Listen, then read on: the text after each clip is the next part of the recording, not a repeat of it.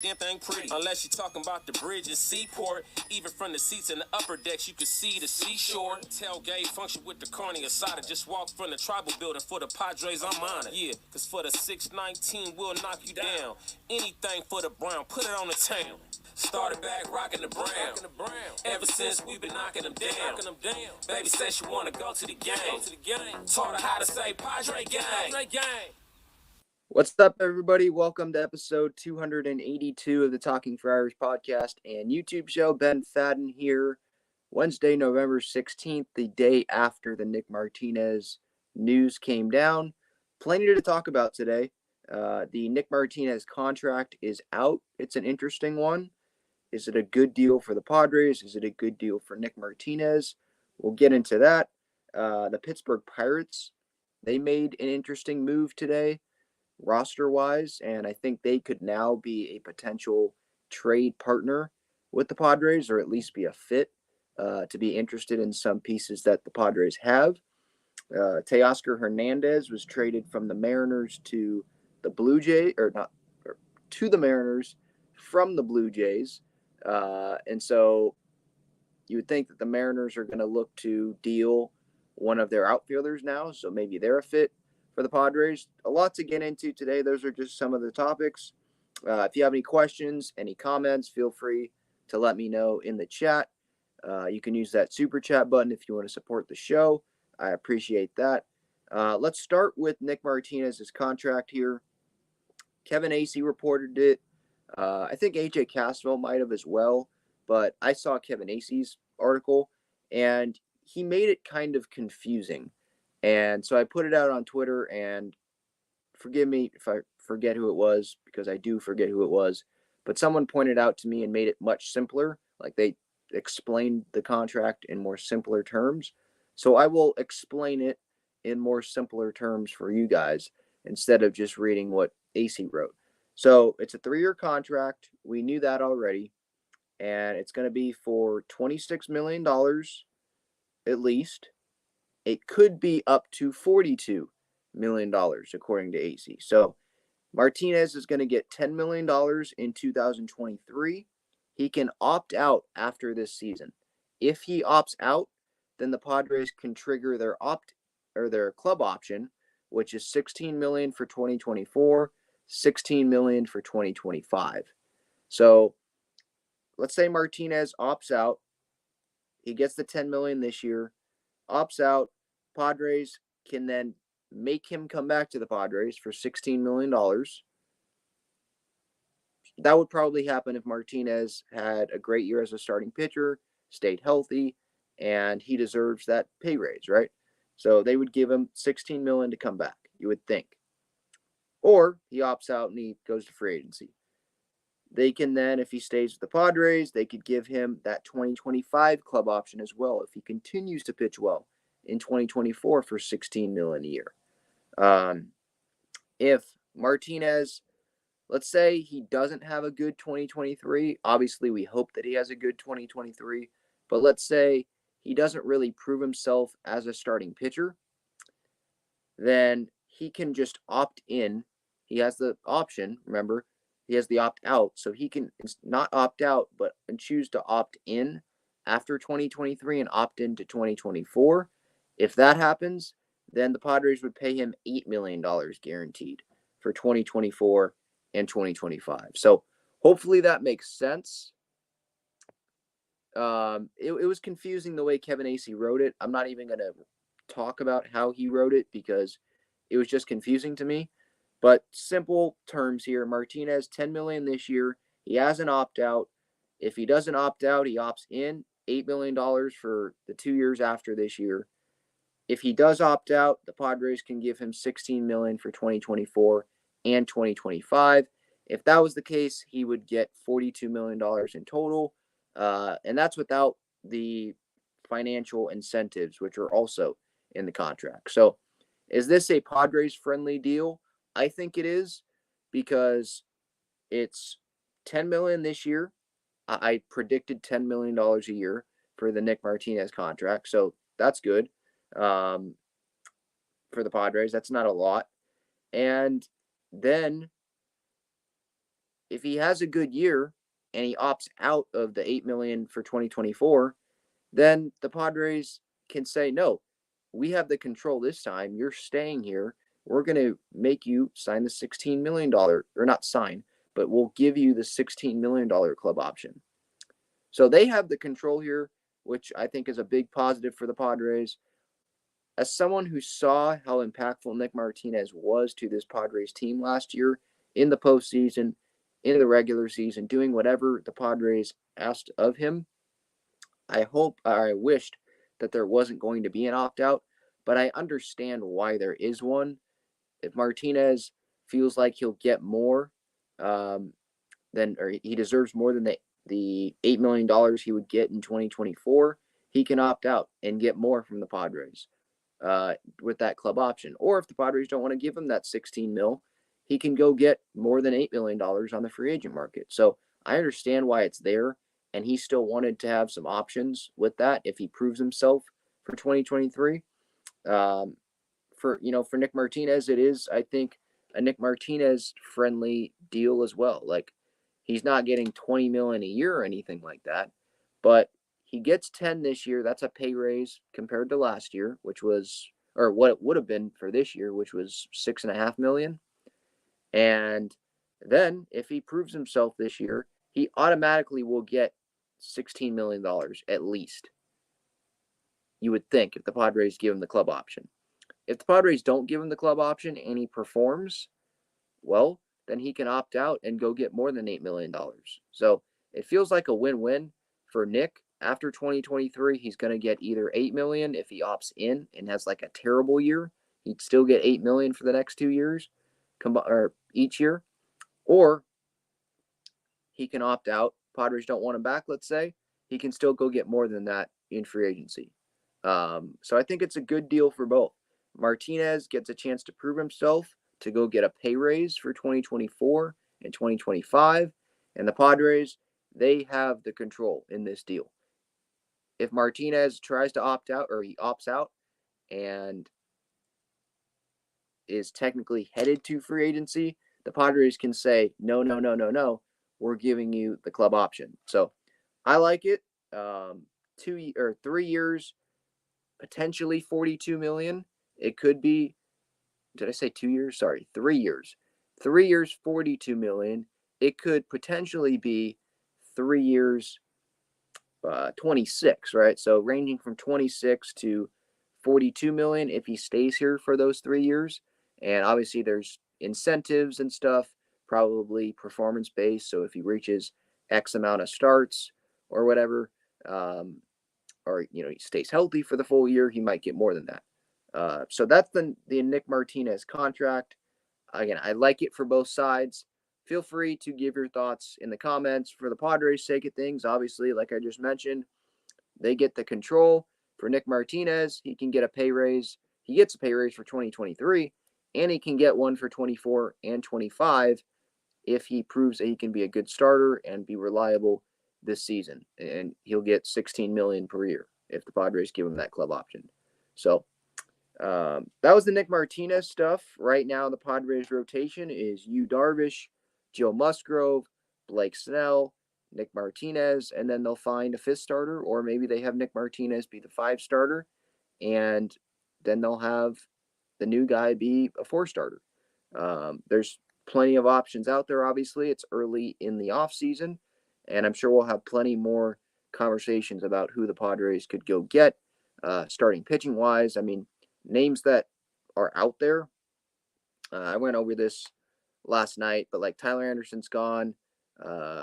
The big names like DeGrom and Verlander, I don't see those guys as fits. But like Trevor Williams, back end guy, I see him possibly as a fit. Kodai Senga, you're going to see his name floated out there, not just between him and the Padres, but between Senga and a lot of other teams, because there's going to be a lot of teams that think that he can be like their 2 or 3 starter. And so they'll offer him 5 years and maybe 75 mil for him. I mean, there's a bunch of names. I could talk for a long time about potential free agent names, free agent starters out there for the Padres. I did have a list that I wrote down I mean, trades obviously are an option as well. Hang on, let me go find this again. So, just some names. I mean, Jameson Tyone, Andrew Heaney, Bassett, right? But Bassett and Walker, that's another name. But those guys are probably seen more as like 3 starters or 2 starters. Padres might see them as a 3 starter and give them that money because maybe they don't have Snell coming back, or I think Darvish will come back after next season, but maybe they see Snell not coming back.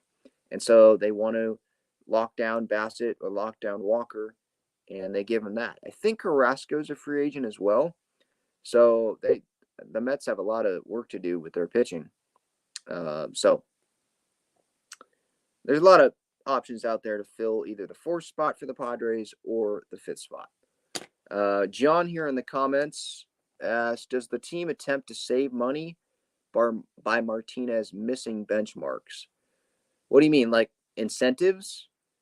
They're paying him for. I get where you're going with that. If he misses like benchmarks, it's $10 million guaranteed according to Kevin Acee. This year, it's $10 million. He's going to get that no matter what. And then if he opts in for 2024, it's guaranteed that he gets $8 million. And then for 2025, it's guaranteed that he gets $8 million. So if he misses benchmarks, like if he misses a potential amount of starts, then he'll miss those benchmarks. He'll miss those financial incentives. But he gets a guaranteed amount of money. I do understand where you're going at there. Like, does the team attempt to save money by Martinez missing benchmarks? So, like, do they put him on the IL and say he's dealing with an arm injury or a neck injury, and they're just doing that to save innings, and so he doesn't hit those benchmarks? I don't see that happening. Look, this team's trying to win. They're trying to win right now.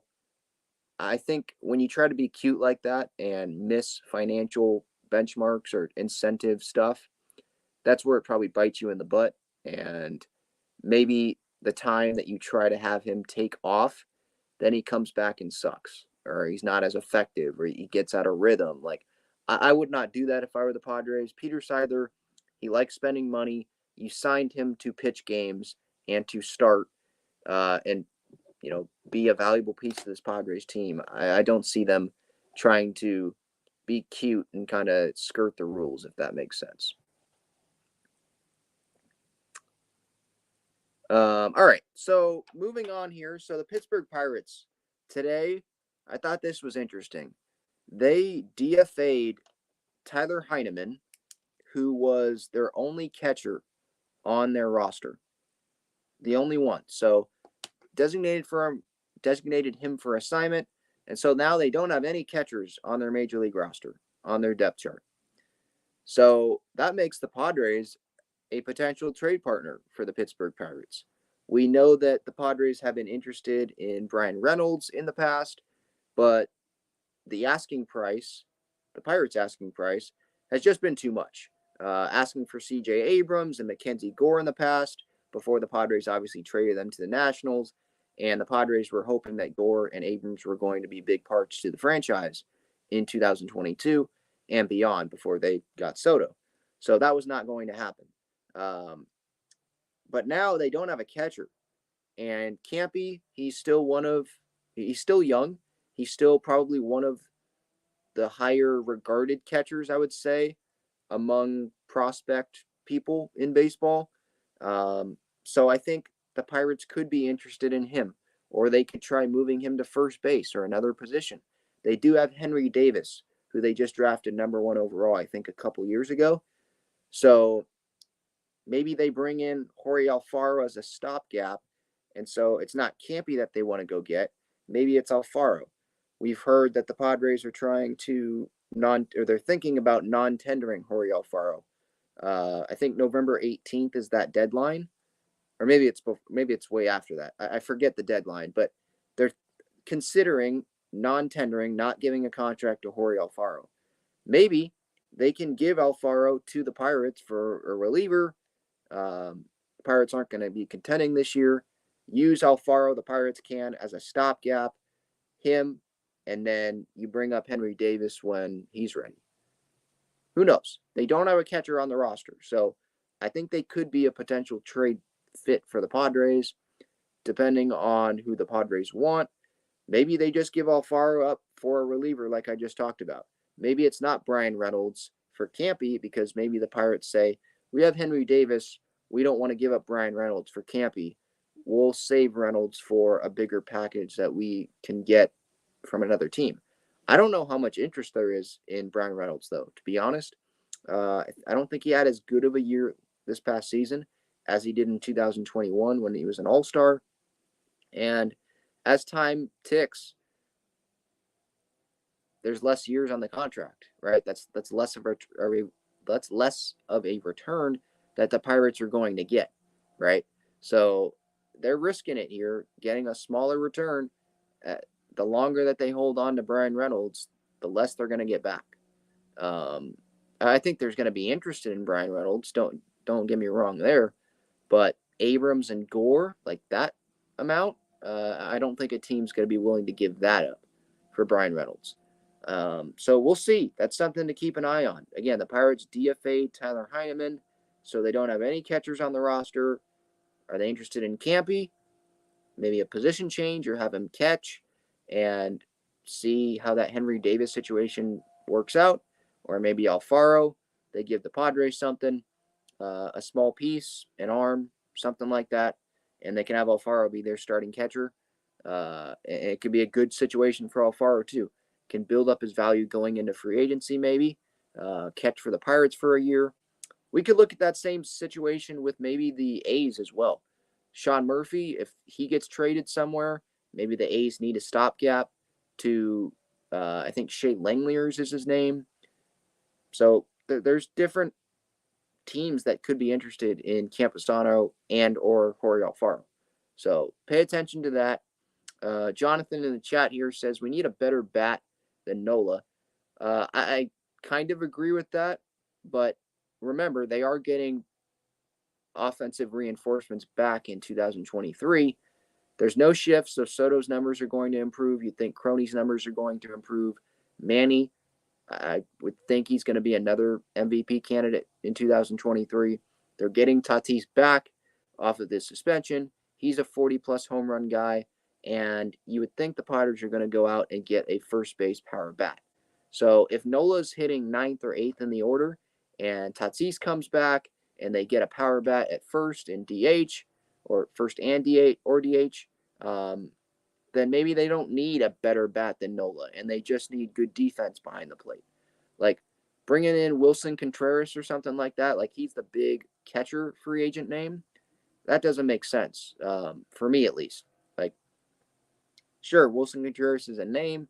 He's one of the best catchers in the league, but you're going to give him 4 or 5 years and spend that money on him when you're trying to extend Soto. You're trying to go get a power bat at first or DH, maybe a power bat in the outfield. I don't think that's the best use of your resources when you have catchers right now. You have an excess of catchers. You're trying to fill holes right now. Spend that money to go fill the holes first before talking about the catching position. All right, so that was the Pirates thing. Now, here's where the Padres stand money-wise. I mean, Kevin Acee, during that GM meeting week, he wrote in the Union Tribune about how the Padres would prefer to spend around $25 million, or at least that's how much room they have to spend this offseason. When I first read that, I was like, wait, there's no way that they're going to spend $25 million. That's it. When they need starting pitching, they need multiple relievers, they need first base, power bat, they need left field, and you're probably going to have to pay more money than what you paid Profar last year, right? So 25 mil, that seemed like too conservative. Like they're going to spend more money than that. And now that they signed Suarez, now that they signed Nick Martinez, Suarez $9.2 million on the luxury tax. Martinez $8.6 million on the luxury tax. If we're saying it's 3 years, 26 mil, because that's the minimum. That equals $17.8 million. Now, if you subtract 25 minus 17.8, that gets you $7.2 million. So $7.2 million of room to spend if we're still going by that 25 million from AC.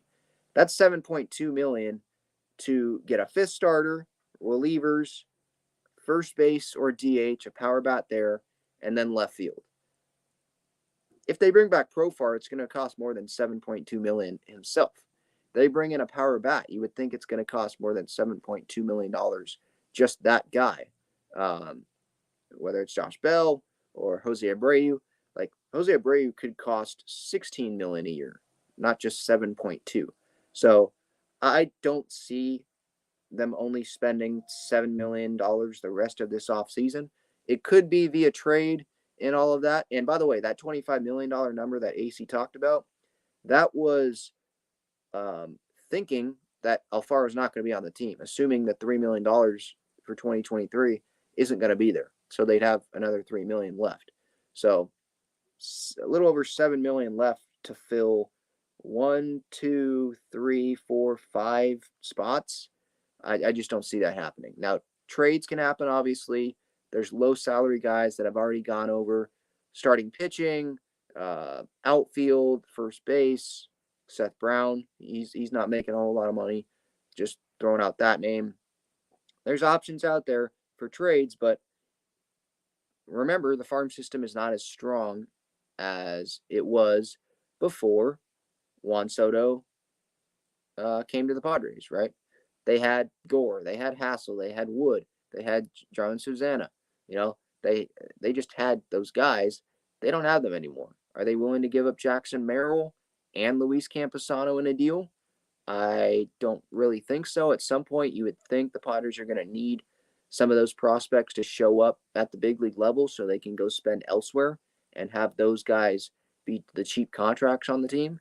But we'll see. AJ Preller is unpredictable. That's what I love about him. And sometimes that's why it's like, okay, can you just be a little more predictable here? Because there's some moves. Well, like he was predictable with this Nick Martinez thing. He brought him back. But then he was unpredictable in a good way, bringing back Robert Suarez. But my point is, we just don't know what's going to happen with AJ Preller as the GM, as the head guy. I love him as the GM. I don't know. Who would I rather have than AJ? I guess that's a question for another day. Not too many guys. I mean, I know Andrew Friedman gets a lot of praise, and Chaim Bloom gets a lot of praise. There's other guys out there that get praise. You know, the Rays GMs. James Click did a great job, even though he doesn't have a job anymore right now, which is still baffling to me. But AJ, I mean, the work that he's done from where they were during that rebuild, and all the names they have right now, like he has transformed this team into a World Series contender. So there's I don't know if I'd rather have anyone else to be the GM of this team, and I know that there's no one else I'd rather be the owner of this team than Peter Seidler. He is all in. He's a fan, and that's what is great.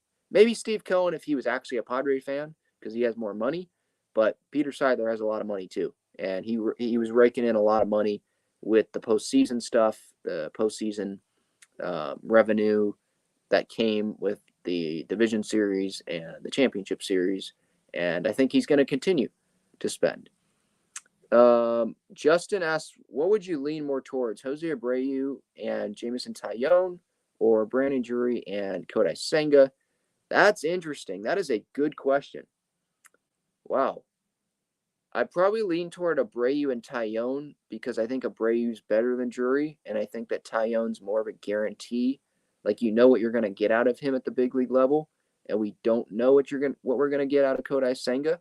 And Drury, I don't think he's as consistent against both sides of the mound, if that makes sense, against lefties and righties. He hits well against lefties, not as well against righties. Abreu's the better all-around player, I think, especially offensively. But the cheaper route would probably be Drury and Senga. Because Taillon, it's probably $20 million a year, 3 years, maybe 4 from a team. And Abreu, it's probably 2 years, 35 million at least, I would think. With Drury, it's probably 2 years, 8 million a year, maybe something like that. And Senga, 5 years, maybe 4 years, 70, 75 mil. So if you add those up, I mean, what, Abreu 30, what I say, 35 plus, let's say Tyone gets 60, 70, let's say 70. What, I can't do math right. 105 for those two, and then Drury it's 16 plus, let's say 70, so like 86 mil for those two. I mean, it's kind of close. If you're asking me on just names, I'm gonna go Abreu Tyone because I feel like I have a better idea of what I'm gonna get with those two guys. But yeah, that's a good question, Justin. All right, so another move that happened today: Teoscar Hernandez to the Seattle Mariners from the Blue Jays. The Blue Jays in return get back Eric Swanson and left-handed starter Adam Macko, I think is how you say his name. Teoscar Hernandez is a free agent after this coming season, after 2023. So that's something to keep in mind. I saw some people on Twitter thinking that the Padres could have easily made this move, and maybe they could have, but we don't know if the Blue Jays like some Padres reliever more than they like Eric Swanson.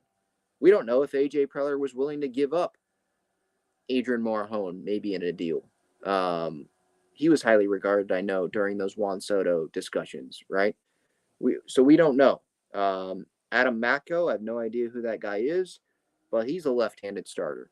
Were the Padres willing to give up a left-handed starter in their farm system? I I don't know if the Blue Jays would have been interested in Ryan Weathers based on the year that he had this past season. So it's easy to say, oh, Padres could have pulled that off. They have a reliever, they have a starter. But do the Blue Jays like those guys? And are the Padres willing to bring on Teoscar Hernandez for 1 year? And how much is he going to make? I don't know how much he's going to make this year, but he's had some good seasons. So he's in arbitration. I'd expect him to make a good amount of money, probably 17 to $20 million. It's just I don't have anything in front of me, but just off the top of my head, I would think that's what it's about. Are the Padres willing to give that to an outfielder for 1 year? I don't know. When you could just not pay anyone and have Tatis go to the outfield and bring in a power bat at first in DH, we don't know what the Padres are thinking there. We don't know if they're leaning towards Tatis in the outfield. We don't know if they're leaning towards Tatis in the infield. And then so they want to go get a power outfield bat. But when it's a trade, it does complicate things, right? You can't just go throw the money at the guy. The Blue Jays have to be interested in those players, and the Padres have to be interested in giving those players up. So I'm hesitant to believe that the Padres, yeah, they definitely could have made this deal because we just don't know who the Blue Jays liked. We don't know if the Padres were okay with giving up who the Blue Jays liked, or we don't even know if Preller had discussions with the Blue Jays about Teoscar Hernandez. I assume that he did because, well, it's AJ freaking Preller, but we don't truly know, right? Now, what this means for the Padres, Teoscar Hernandez to Seattle. So now Mitch Haniger probably not coming back to Seattle, you would think. I love Seattle, or I love Mitch Haniger. I like Seattle too as a city, but I like Mitch Haniger. I think for anyone that's been listening, by the way, these past few days, Mitch Haniger, you know that he's on my dream list of dream off-season targets. Abreu's on there. Mitch Haniger's on there. So I'd definitely be in on Mitch, and I think it's a higher probability that he signs elsewhere. Maybe not that he comes to the Padres, but there's a higher chance that he does not return to Seattle now that they have Teoscar Hernandez as their left fielder or as one of their corner outfielders. Jesse Winker, I think that increases the probability of him being dealt. They have Julio Rodriguez in center. They have Teoscar in one of the corners. Do they need Jesse Winker? I don't know if Seattle's that high on him. I mean, they're willing to trade him. So they must not be that high on Jesse Winker. He did not have as strong of a season this past year as he did in 2021. So the Padres willing to pay him, I think it's a little over $8 million. Are they willing to give him that and bet that he'll have a 2021 season? And Petco is hard to hit, but there's the shift away, so his numbers should improve a little bit, you would think.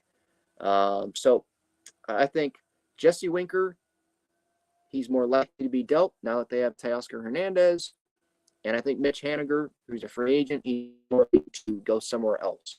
We don't know if the Padres are interested in Jesse Winker. We don't know if the Padres are very Mitch Haniger. But we do know that the Mariners traded for Teoscar Hernandez. You would two guys, the likelihood of where increased based on that move. So that's me connecting the dots there with the Padres. I would love to have Mitch Haniger here. He's had some pretty good years with the Mariners, or he had some pretty good years with the Mariners. I will get to the chat here in a moment. But first, this episode is sponsored by Gaglione Bros Famous Cheesesteaks and Garlic Fries. Their main location is on Friars Road, and you can visit gaglionebros.com for their menu and contact information. You can also enjoy their cheesesteaks and fries at Petco Park and inside Snapdragon Stadium. All right, so I already answered Justin's question about Abreu and Taillon or Drury and Senga. That's a really good question. I'd go Abreu Taillon, like I mentioned earlier, just based on names. John says the value of being the pitcher's guy that makes good calls. I think you're talking about the Nola, the catcher situation. Yeah, so that's I think you're saying you're trying to get at the Padres value Nola, or the pitchers at least value Nola. I would agree with that. We saw in the postseason they did not have Jorge Alfaro catch. They did not have Luis Campusano catch. They didn't have him touch a bat, really. Campusano did not hit at all in the postseason. So they trust Nola. The pitchers trust Nola. I would think the organization trusts Nola more than those two guys. I mean, why do you think they're trying to get rid of Alfaro, right? So, yeah, I agree with that. Pitcher's guy, there is a value, especially with catcher. That's why I'm kind of like, well, we don't need to go out and get Wilson Contreras or go get this big power catcher. Like, sure, that would be cool, but I'm fine with Nola hitting 8-9. If that means that we're going to get solid catching, solid relationships, a guy that knows what the pitcher wants. Remember, with that pitch clock coming in, there's not going to be a lot of time for pitchers to be shaking off the catcher. So having a guy that's a familiar face, a familiar voice in Nola, a guy that understands the pitchers and what pitches they like and what counts, that's going to be important next year. And that might not be something that's going to be talked about this offseason with teams, but I think that's something we should definitely pay attention to. Aiden in the chat says Abreu at first would be amazing. I agree. And remember, there's no qualifying offer attached with Abreu. So the Padres, they don't have to give up draft picks or $1 million in international bonus pool money. It would just be go sign Abreu. The White Sox, it seems like they're trying to move Andrew Vaughn to first base.